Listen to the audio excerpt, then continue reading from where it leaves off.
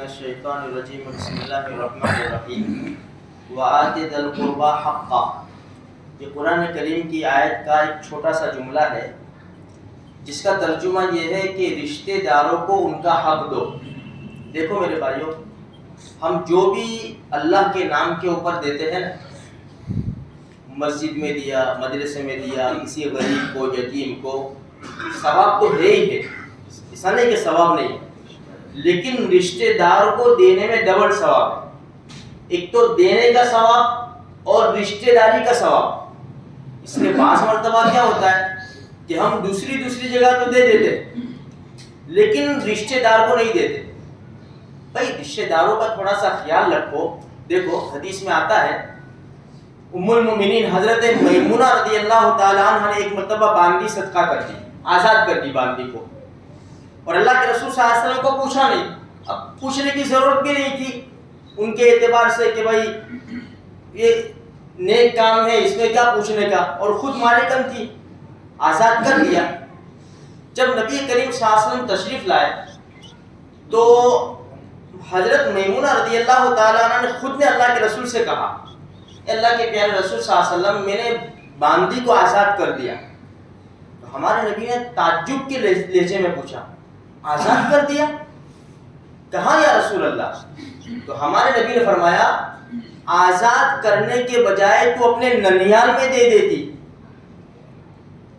کیونکہ ہمارے نبی کو پتا تھا کہ ان کے ننیال والے ماموں وغیرہ جو بھی ہوں گے وہ کمزور ہوں گے، غریب ہوں گے، ان کو ضرورت تھی. اگر تو ان کو دے دیتی تو دوہرا ثواب مل جاتا. ایک تو دینے کا ثواب ملتا اور ایک رشتہ داری کے ساتھ صلہ رحمی کا ثواب مل جاتا.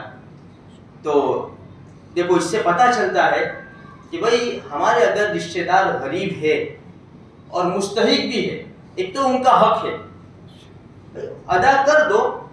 اور اپنی طرف سے بھئی ایک تو ہم زکوٰۃ وغیرہ ہم دے دیتے ہیں، ٹھیک ہے. اب جو زکوٰۃ وغیرہ نہیں ہے، نفلی ہے، تو بھئی رشتہ دار ہے تو ان کو ہمیں دینا چاہیے تاکہ ایک رشتہ داری کا حق بھی ادا ہو جاوے اور دینے کا صلہ بھی ہم کو مل جائے. اور قرآن کریم کی جو آیات ہے، جو احادیث مبارکہ میں رشتہ داروں کے ساتھ سلوک کرنے کا بتایا گیا ہے تو ہم اس حدیث قرآن کے زمرے میں آ جاوے.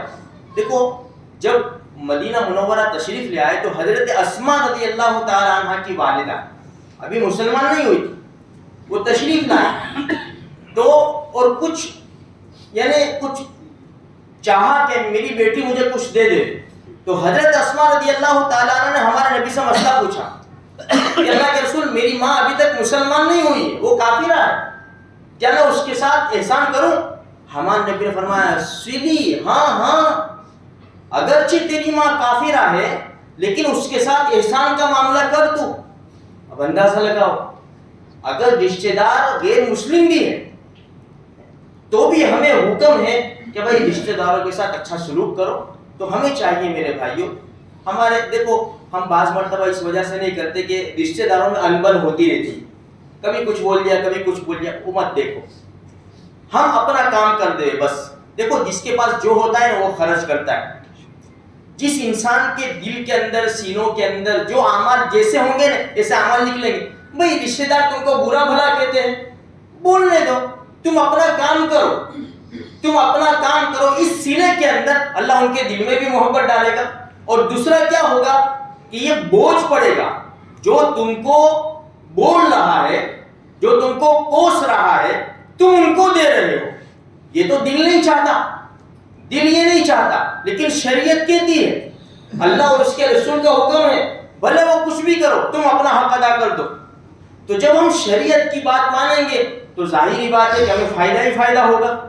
اس لیے رشتہ داروں کے ساتھ تو آگے پیچھے ہوتا چلا کرتا ہے، اور رشتہ دار بھی ہم سے ہی، رشتہ داروں سے ہی امید رکھتے ہیں نا. رشتہ داروں سے امید رکھیں گے، باہر والوں سے اتنی امید نہیں رکھیں گے. بھائی کچھ بھی ہوا تو اشارے رشتہ دار کو کریں گے نا، بھائی میری بیٹی کا نکاح ہے یا فلاں ایسا ہے یا آپریشن ہے یا اس کا رپورٹ نکلوانا، کچھ بھی تو کیا ہوگا، باتوں میں رشتہ داروں کو اشارہ کریں گے.